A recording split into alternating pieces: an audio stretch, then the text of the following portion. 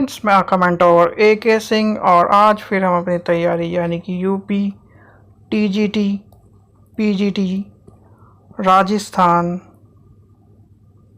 यानी RPSC grade 1 and grade 2 को देखेंगे, यानी कि TGT और PGT राजस्थान में जितने भी अभी तैयारी चल रही है। इसमें first grade and second grade हम तैयारी कर रहे हैं पॉलिटिकल साइंस और हिस्ट्री की, जिसमें पॉलिटिकल साइंस में TGT से रिलेटेड क्वेश्चन जितने भी हैं और हिस्ट्री से रिलेटेड, और PGT में पॉलिटिकल साइंस और हिस्ट्री से रिलेटेड। ऐसे ही राजस्थान में जो पेपर हो रहा है उससे आपके लिए जितने भी ऑल ओवर इंडिया TGT और PGT एग्ज़ाम आते हैं उनमें आपके लिए तैयारी सूटेबल है। आप इस तैयारी को कर सकते हैं, इसमें आपका फ़ायदा हो सकता है। तो समय व्यर्थ न करते चलिए आज हम देखते हैं अपनी तैयारी को। आज का हमारा जो टॉपिक है यानी कि हम जो देखने चाह रहे हैं आज उससे देखते हैं। चलिए तो शुरू करते हैं। राष्ट्रीय आंदोलन देखेंगे क्योंकि PGT और TGT ऑल ओवर इंडिया में हिस्ट्री का जो पेपर आता है यानी कि हिस्ट्री सेक्शन का, उसमें राष्ट्रीय आंदोलन का बहुत महत्व है। राष्ट्रीय आंदोलन से आपको 2 से 3 क्वेश्चन हर हालत में मिलते हैं, तो इसलिए आपको राष्ट्रीय आंदोलन पता होने चाहिए कि राष्ट्रीय आंदोलन कौन कौन से और कब कब हुए हैं, घटनाएं कब हुई हैं। तो चलिए सबसे पहले चलते हैं 1904 में भारतीय विश्वविद्यालय अधिनियम पारित किया, यानी कि जो भारतीय विश्वविद्यालय है यूनिवर्सिटी वाला UGC वाला, तो वो पारित किया गया। चलिए आगे देखते हैं 1905 में बंगाल का विभाजन। ठीक है, 1905 में बंगाल का विभाजन। चलिए आगे चलते हैं, हम नेक्स्ट देखते हैं। नेक्स्ट क्या हुआ 1906 में मुस्लिम लीग की स्थापना। मोस्ट इंपॉर्टेंट है, हर बार ज़्यादातर मुस्लिम लीग के बारे में पूछा जाता है। मुस्लिम लीग से आपको एक क्वेश्चन मिलेगा ही ज़्यादातर, या तो 1906 वाला मिलेगा या फिर मुस्लिम लीग की स्थापना किसने की, क्या क्या इसके योगदान है। 1907 यानी 1907 में सूरत अधिवेशन कांग्रेस में फूट क्यों डली, इसमें कमेंट सेक्शन में कोई बताइए कि कांग्रेस में फूट क्यों डली। इससे आपको ये पता चलता रहेगा कि आप कितनी तैयारी कर रहे हैं या वीडियो के भरोसे ही है। 1909 में मार्ले मिंटो सुधार। मोस्ट इंपॉर्टेंट मार्ले मिंटो सुधार जो है वो भी पूछा जाता है, क्योंकि मार्ले मिंटो सुधार के ऊपर क्वेश्चन पूछे जाते हैं। 1911 ब्रिटिश सम्राट का दिल्ली दरबार, यानी कि ब्रिटिश सम्राट का दिल्ली दरबार। और तो 1911 है तो उसमें आपको एक चीज और मिलेगी, वो क्या है, वो कमेंट सेक्शन। चलिए आपको मैं बता देता हूँ, जो आज हम दिल्ली राजधानी देखते हैं वो पहले राजधानी कहीं और थी, यानी कि अब इतना मैंने आपको हिंट दे दिया है। कमेंट सेक्शन में बताया दिल्ली से पहले भारत की राजधानी क्या थी, और वो 1911 में ही चेंज हुई थी। चलिए आगे चलते हैं। 1906 में होम रूल लीग का निर्माण। होम रूल लीग का निर्माण जो था, उसके संस्थापक कौन थे, यानी उसके जो फाउंडर या किसी भी कह लीजिए कि किसने निर्माण किया, तो उसका निर्माण किसने किया उसका बताइए कमेंट सेक्शन में, उसका जरूर बताइए। 1916 की बात है ये। 1916 में मुस्लिम लीग कांग्रेस समझौते, लखनऊ पैक्ट। ये मुस्लिम लीग के नाम कांग्रेस समझौते के नाम से भी जाना, कांग्रेस समझौता, और लखनऊ पैक्ट के नाम से जाना जाता है 1919 के बारे में जो घटना है। क्योंकि जो बहुत सी घटनाएं आपको पेपर में इस तरह नहीं मिलेगी, उसमें मिलेगी लखनऊ पैक्ट कब हुआ या फिर कांग्रेस समझौता कब हुआ, इस तरह की चीज़ें। कांग्रेस समझौता कब हुआ 1916 में, और लखनऊ पैक्ट के बारे में पूछे तो वो भी 1916 में। महात्मा गांधी द्वारा चंपारण आंदोलन। चंपारण आंदोलन की क्या विशेषता थी, अगर आप पढ़ रहे होंगे तो आपको पता हो चंपारण आंदोलन की क्या विशेषता थी। तो 1917 में चंपारण आंदोलन। 1916 में रॉलेट एक्ट अधिनियम। जो रॉलेट एक्ट अधिनियम था वो क्यों चलाया गया था और इसके क्या दुष्प्रभाव हुए और इसको किस नाम से अतिरिक्त जाना जाता है। 1919 का जो रॉलेट एक्ट है यही एक ऐसा आंदोलन माना जाता है जिसने भारत के इतिहास में थोड़ा सा आधुनिक इतिहास में कह लीजिए, जो इंडिया के इतिहास का आधुनिक इतिहास माना जाता है, उसमें बहुत साल या इस तरह से परिवर्तित किया गया।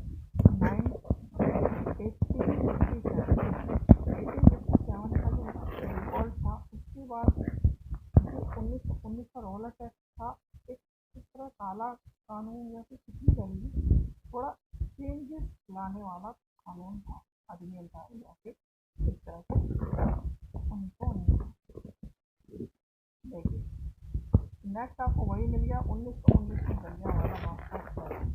1919 में जो कांड हुआ था जलियांवाला, रौलट टैक्स और जलियांवाला कांड था, काले कानून के रूप में माना जाता है। 1919 मॉन्टेस्क्यू स्टैनफोर्ड शुरुआत, ये इम्पोर्टेंट है, ये पूछा जाता है। एक ही पूछा जाता है इसकी डेट, कमेंट सेक्शन में मुझे बताइए इसकी डेट क्या है। और चलिए थोड़ी मैं अगर मैं ये बता दूँ तो आपको देखिएगा 1919 में जलियांवाला बाग का कांड था, उसकी डेट बताइए, और वो शुरुआत के महीनों में ही है, इसलिए आप थोड़ा सा हिंट लेकर बताइए। देखिए क्योंकि ये डेट जरूर पूछ जाती है। 1919 में जलियांवाला जो बाग हत्याकांड था वो कब हुआ, उसके नेतृत्व में हुआ, जनरल डायर थे और उधम सिंह जो थे उनकी उम्र क्या थी, और उधम सिंह ने जनरल डायर को कब मारा था, ये भी पूछा गया। एक पेपर में ये पूछा गया कि जनरल डायर ने उन्हें कब मारा था, कहाँ मारा था, और कौन सी राइफल से था, इसलिए आपको ये पता होना। 1919 में बता दिया मॉन्टेस्क्यू स्टैनफोर्ड। 1920 में खिलाफत आंदोलन। 1920 में असहयोग आंदोलन। असहयोग आंदोलन का नेतृत्व कौन कर रहे थे, कमेंट सेक्शन में बताइए। असहयोग आंदोलन का नेतृत्व कौन कर रहे थे।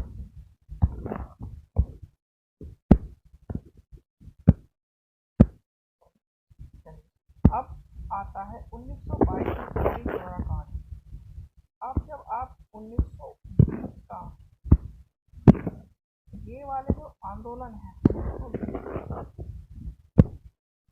1920 के जो दो आंदोलन है, ये इस तरह के आंदोलन थे कि अंग्रेजों को, जैसे मान लीजिए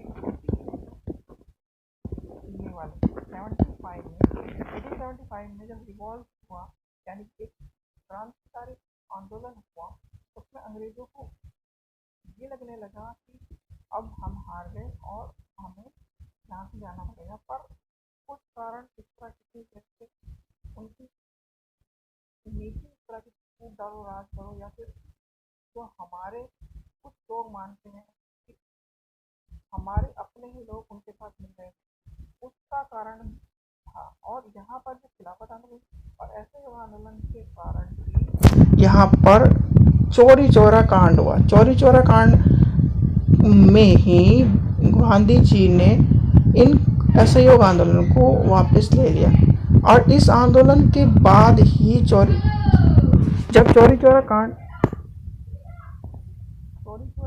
में जब गांधी जी ने ये देखा कि मैं अहिंसा के मार्ग पर चल रहा हूँ, पर लोग हिंसा के द्वारा क्या ना स्वतंत्र होना चाहते हैं या फिर आंदोलन को चलाना चाहते हैं, तो उन्होंने अपने आंदोलन को वापस ले लिया, और जो अंग्रेजों का जो डर था वो भी ख़त्म हो गया। इसके बाद बहुत सारे परिवर्तन आए, और कहीं ना कहीं वो दिक्कत होती चली गई। पर जो असहयोग वाली नीति थी, उसके कारण हमें स्वतंत्रता या फिर एक तरह से आज़ादी मिलने में टाइम लगा। तो चलिए आगे चलते हैं। सबों के अलग अलग तर्क है। एक तरह से असहयोग आंदोलन वापस नहीं लेना चाहिए था, क्योंकि जितने भी क्रांति हुई है उसमें क्रांति में कहीं ना कहीं सत्ता को या फिर एक देश को पाने के लिए क्रांति का रूप होता है। चलिए आगे चलते हैं। चौरी चौरा देख लिया हमने। ये बताइए चौरी चौरा कौन से डिस्ट्रिक्ट में है, सॉरी चौरी चौरा कहाँ पर है और चौरी चौरा कौन से स्टेट में है, ये आपको पता होना चाहिए। मोस्ट इम्पॉर्टेंट क्वेश्चन है। चौरी चौरा के बारे में पूछा जाता है। चौरी चौरा कांड कब हुआ, डेट पूछी जाती है, और चौरी चौरा कांड जो है वो कहाँ पर स्थित है। चौरी चौरा जगह है, वो चौरी चौरा जगह कहाँ पर स्थित है, डिस्ट्रिक्ट एंड स्टेट आपको पता होना चाहिए। 1927 साइमन कमीशन की नियुक्ति, 1927 साइमन कमीशन की नियुक्ति, ये पॉलिटिकल साइंस वालों के लिए भी इम्पोर्टेंट है, क्योंकि पॉलिटिकल साइंस वालों के लिए इसलिए इम्पोर्टेंट है, यहीं से बहुत सारे क्वेश्चन अच्छे जाते हैं। साइमन कमीशन की नियुक्ति कब हुई, साइमन कमीशन भारत कब आया, नियुक्ति और भारत में कन्फ्यूजन है। 27 में कमीशन की नियुक्ति हुई और 28 में भारत आया था वो, तो जब 27 में नियुक्ति हो जाएगी तो एक साल बाद वो भारत आ जाएगा और साइमन कमीशन की आगमन हो जाएगा, यानी कि 1928 में साइमन कमीशन भारत का आगमन। चलिए आगे चलते हैं।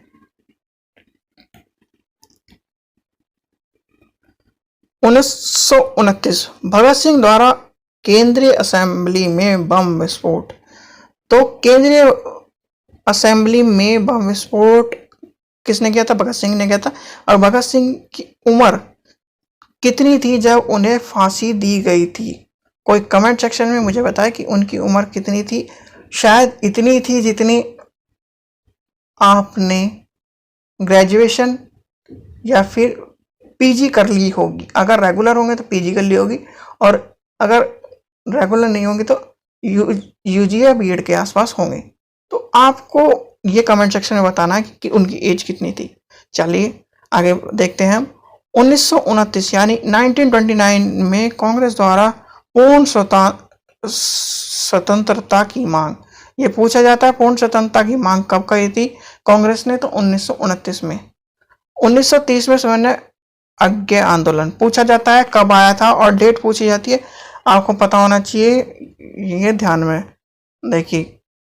कंप्यूटर और मशीन पे जब इतना विश्वास कर लिया जाता है तो यही होता है प्रथम गोलमेज सम्मेलन। ठीक है, 1930 में प्रथम गोलमेज सम्मेलन हुआ, और गोलमेज सम्मेलन कितने हुए ये आपको पता होना चाहिए। ठीक है, एक क्वेश्चन ये पूछा जाता है गांधी जी ने कौन से गोलमेज सम्मेलन में भाग लिया, तो गोलमेज सम्मेलन में भाग लिया था वो था दूसरा गोलमेज सम्मेलन। ठीक है, और एक चीज ये भी पूछी जाती है कि तीनों जितने गोलमेज सम्मेलन है उनमें सारों में किसने भाग लिया था, तो उसका आपको पता होना चाहिए कि तीनों गोलमेज सम्मेलन में किसने भाग लिया था, तो वो भी कमेंट सेक्शन में बताएं। जो जानता है उसे पता होगा कि गोलमेज सम्मेलन की तीन चीज पूछी जाती है, कब हुए, कितने हुए, गांधी जी ने कौन से गोलमेज सम्मेलन में भाग लिया, और तीनों गोलमेज सम्मेलन में किसने भाग लिया था। तो 1931 में दूसरा गोलमेज सम्मेलन था, यानी द्वितीय गोलमेज सम्मेलन, और तृतीय गोलमेज सम्मेलन 1932 में हुआ था। 1932 में सांप्रदायिक निर्वाचन प्रणाली की घोषणा। ठीक है, चलिए Poona pact, most important Poona pact आपको पता होना चाहिए। 1932 में पूना पैक्ट के नाम से जाना जाता है, यानी कि 1932 जो है पूना पैक्ट के नाम से जाना जाता है। पूना पैक्ट इंपॉर्टेंट है, तीनों गोलमेज सम्मेलन पूना पैक्ट भी इंपॉर्टेंट है। चलिए आगे चलते हैं। 1942 भारत छोड़ो आंदोलन का ये आता है, भारत छोड़ो आंदोलन कब हुआ था, और एक क्वेश्चन या फिर एक अगर पॉलिटिकल साइंस के आगे वीडियो में वो क्वेश्चन मिला तो नहीं, तो मैं आपको एक क्वेश्चन बताता हूं। अगस्त प्रस्ताव के नाम से जो जाना जाता है वो कौन सा सन है, यानी कि आपको वो बताना है। 1940,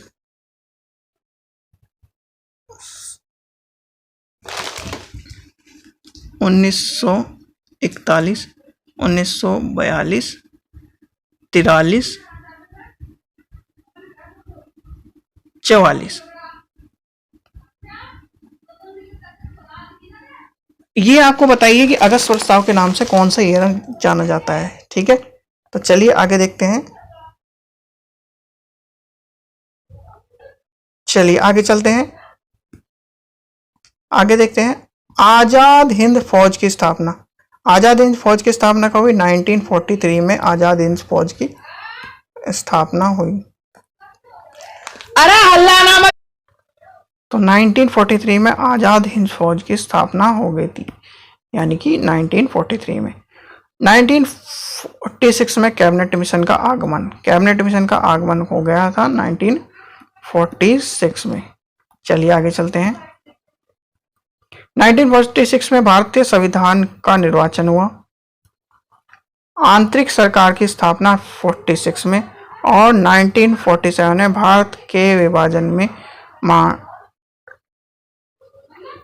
योजना, माउंटबेटन योजना के ऊपर क्वेश्चन पूछा जाता है कि माउंटबेटन योजना क्या थी, क्यों, कब आई, कब उसका किसने विभाजन किया, कौन उसमें कौन कौन जो सदस्य थे माउंटबेटन योजना के अंदर, और उन्होंने कैसे कैसे उसका जो देश का विभाजन, एक तरह से भारत का विभाजन था, भारत का विभाजन कैसे हुआ, भारत पाकिस्तान यानी कि